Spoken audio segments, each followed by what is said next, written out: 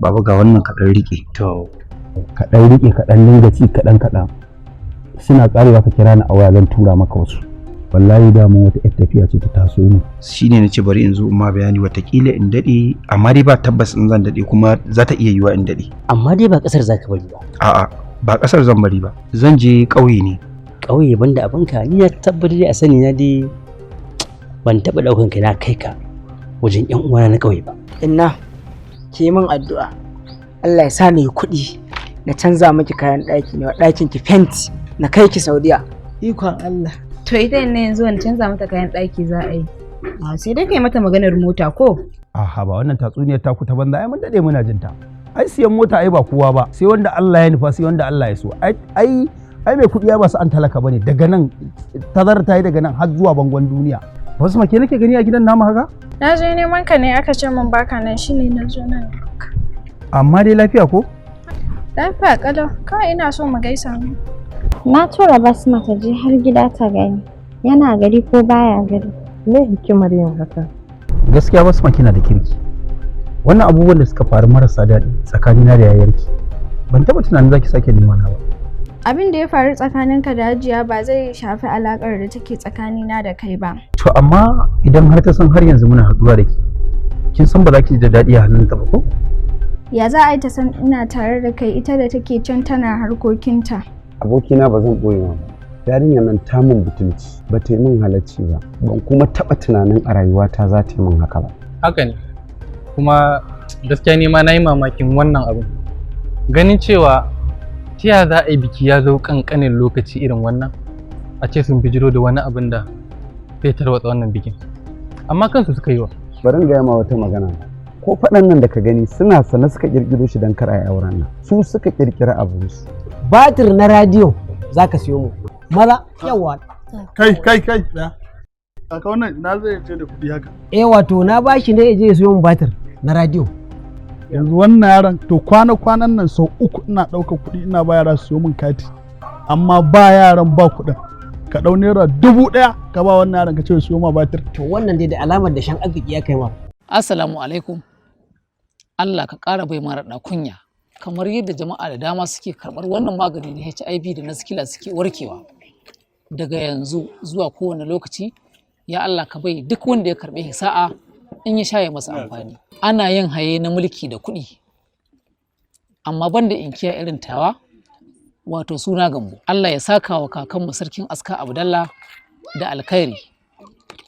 Domin sallarsa ne ta sa na gaji wannan magani na HIV.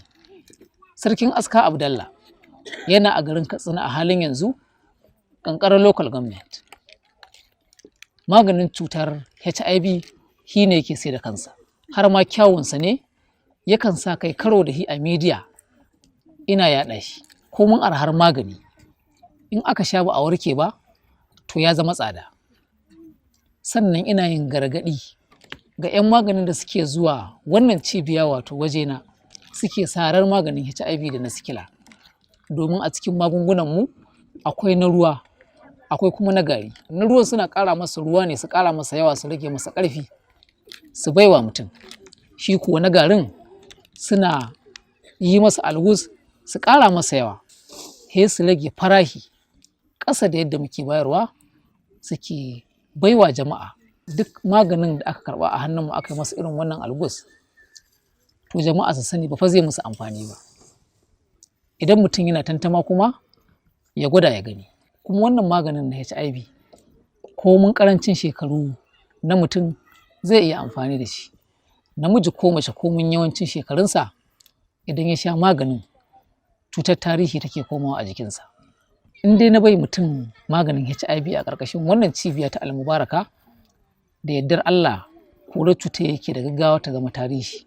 Maganin yana da ƙarfi, yakan kawar da cutar da gaggawa take a jikin mai ita da yardar Allah. Cutar sikila, kariya ko normal, wannan shine maganinta.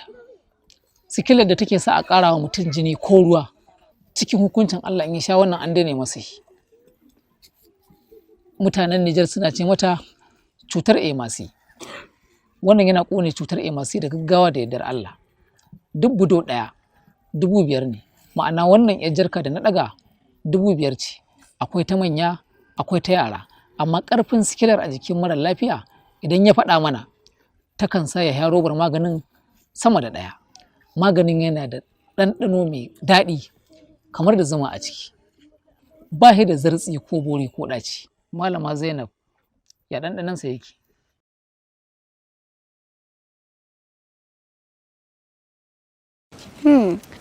A gaskiya wannan magani ba shi da tsartse ko baure, ba shi da ɗaci. Kai a takaice ma wannan magani yana da daɗin ɗanɗano kamar zuma. Masu neman babbar cibiyar muna a jihar Kano, Gabasawa Local Government, gari na Karmami. Mazaunan ƙasar Ghana za ku samu wannan cibiya kuma shi Roundabout. Sannan a babban birnin tarayya Abuja za a same mu a area wani afu cikin resettlement.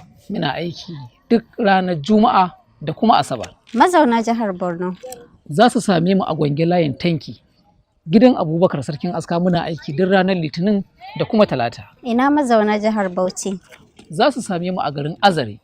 Muna aiki duk ranar Laraba da kuma Alhamis. Ina mazauna jihar Gombe za su same mu a garin Billiri, unguwar Fushiya. Muna aiki duk ranar Juma'a da kuma Asabar shi ma.